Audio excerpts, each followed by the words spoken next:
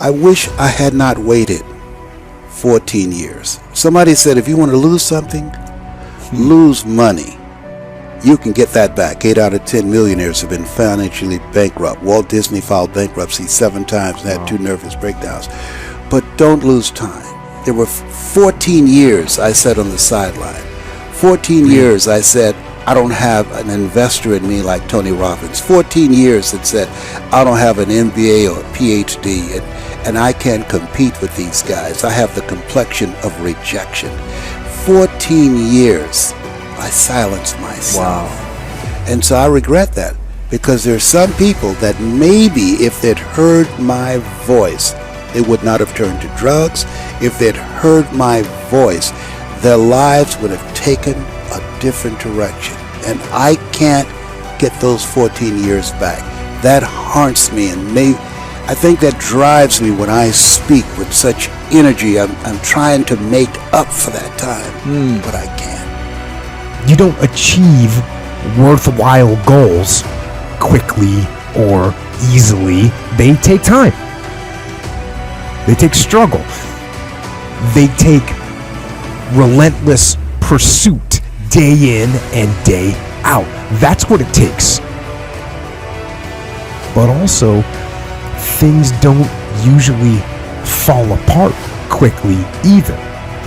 At least at first, it's a slow process. A little slip here, a little setback over there, a little wearing down of discipline and will over time. That's the thing. Success and failure are generally slow processes. Either slowly building things up or gradually tearing them down. And that's why I say you've got to pay attention. You have to watch. You have to watch every single second. Because those seconds, they turn into minutes. And minutes turn into hours, and hours turn into days, and days turn into years. And so, that second that just went by, that counted. And so did that second.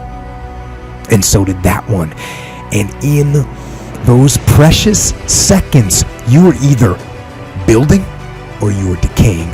You were either gaining ground or you were losing ground in that second, and in every second. Every second counts. So make every second count. Should be afraid of taking risks and pursuing something meaningful.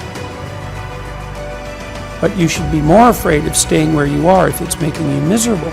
It's like the first thing you want to do is dispense with the idea that you get to have any permanent security outside of your ability to contend and adapt. It's the same issue with children. It's like you're paying a price by sitting there being miserable. You might say, well, the devil I know is better than the one I don't. It's like, don't be so sure of that. The clock is ticking. Yeah, and if you're miserable in your job now and you change nothing, in 5 years you'll be much more miserable and you'll be a lot older. It's a luxury to pursue what makes you happy. It's a moral obligation to pursue what you find meaningful. And that doesn't mean it's easy. You know, if you take people, and I've told you this, and you expose them voluntarily to things that they are avoiding and are afraid of, you know, that they know they need to overcome in order to meet their goals, their self-defined goals. If you can teach people to stand up in the face of the things they're afraid of, they get stronger. And you don't know what the upper limits to that are, because you might ask yourself, like, if for 10 years, if you didn't avoid doing what you knew you needed to do, by your own definitions, right, within the value structure that you've created, to the degree that you've done that, what would you be like? Well, you know, there are remarkable people who come into the world from time to time, and there are people who do find out over decades-long periods what they could be like if they were who they were, if they spoke their being forward.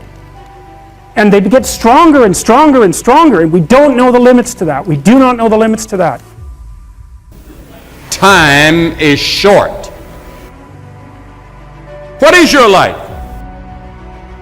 It's even a vapor that appeareth for a little time and then vanisheth away. If someone had told me when I was 20 years old that life was very short and would pass just like that, I wouldn't have believed it. And if I tell you that, you don't believe it either. I cannot get young people to understand how brief life is, how quickly it passes. It seems like yesterday I was in school.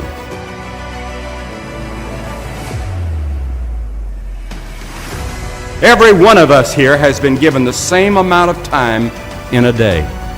1,440 minutes a day, 168 hours per week. The days of our years are 80 years and 10.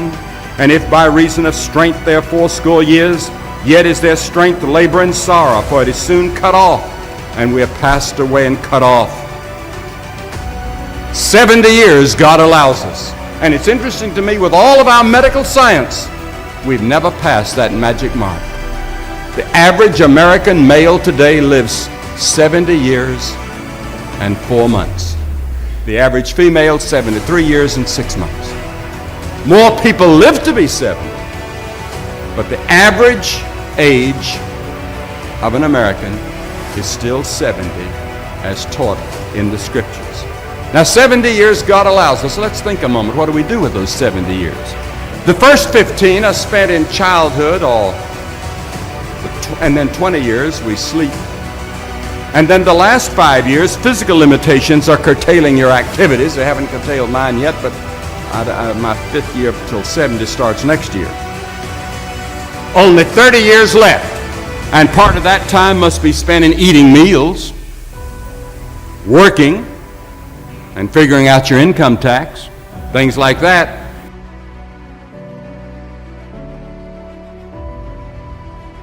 Now is the accepted time. The things we ought to do, the classes we ought to take, the books we ought to read, do it now. The family that needs you, spend more time now. Write that letter home now that you've been meaning to write. Money you ought to give now. Time for study, do it now. People you ought to witness to, do it now. Every time the clock ticks, it seems to say now. Today, if you will hear His voice.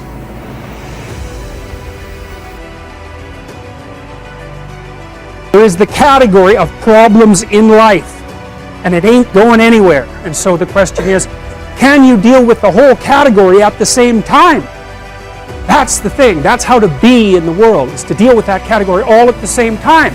And so how did human beings, what did they come up with as a solution? And that's so cool too, because the solution they come up with not only was the heroism that allows you to approach what you're terrified by and what you find offensive and to learn from it, but also the idea of sacrifice, and that was played out by cultures everywhere, including human sacrifice.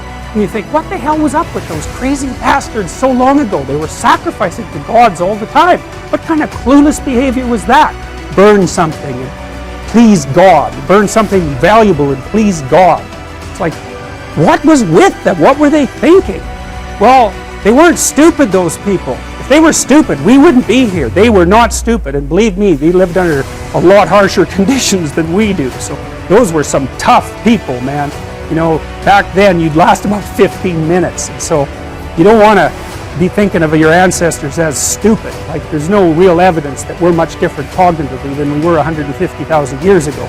So anyways, sacrifice. What does that mean, sacrifice? Well, it's a discovery, man. It's the discovery of the future.